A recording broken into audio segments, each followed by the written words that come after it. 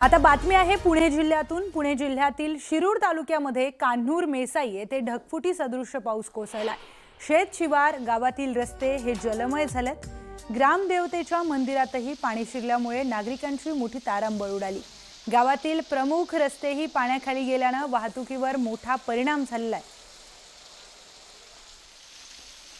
पुणे जिल्ह्यातील शिरूर तालुक्यातील ही दृश्य आहेत। मोठ्या प्रमाणात पाऊस इथे झालाय आणि त्यामुळे ग्रामदेवतेच्या मंदिरामध्ये सुद्धा मोठ्या प्रमाणात इथे पाणी साचलेलं पाहायला मिळतंय। गावाच्या ग्रामदेवतेच्या मंदिराची ही दृश्य समोर आलेली आहेत। गावातील रस्ते जलमय झालेले आहेत। काही दृश्यांमध्ये लक्षात येतंय पाण्याचा मोठा प्रवाह गावामध्ये वाहताना पाहायला मिळतोय। रस्त्यांवर मोठ्या प्रमाणामध्ये पाणी साचलंय, त्यामुळे नागरिकांची तारांबळ उडतीये। वाहतूक कशी करायची असा प्रश्न उपस्थित होतोय। थेट जाऊयात आमचे प्रतिनिधी सचिन तोडकर यांच्याकडे। सचिन, या गावामध्ये मोठ्या प्रमाणात पाऊस झालेला पाहायला मिळतोय। प्रशासनाकडून काय व्यवस्था करण्यात आली आहे? खरं तर कान्हूर मेसाई हे गाव शिरूर तालुक्यातील आहे।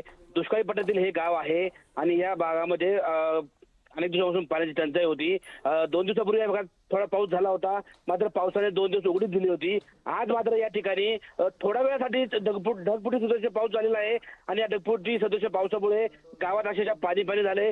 गावातील प्रसिद्ध असं मेसाई देवीचं मंदिर आहे, या मंदिरामध्ये सुद्धा पाणी शिरलंय। त्याचबरोबर गावातील रस्ते असतील किंवा इतर सर्व भागामध्ये पाणी झाले।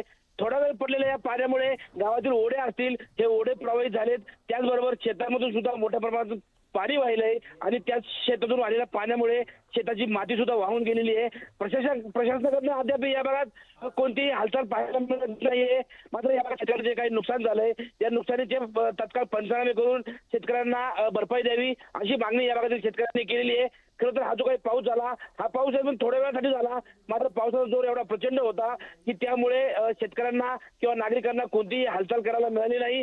त्यामुळे जे काही वाळवण असेल, इतरही काही गोष्टींचं नुकसान झालंय आणि सगळ्यात महत्त्वाचं म्हणजे शेताची जी बांधबंदिस्ती आहे, शेताची जी माती आहे, एकदम झालेल्या पावसामुळे शेतातील बांधबंदिस्ती माती वाहून गेली आहे। बरोबर आहे सचिन, या पावसामुळे शेतातली सुपीक माती सुद्धा वाहून गेल्याचं चित्र पाहायला मिळतंय। माहितीसाठी धन्यवाद।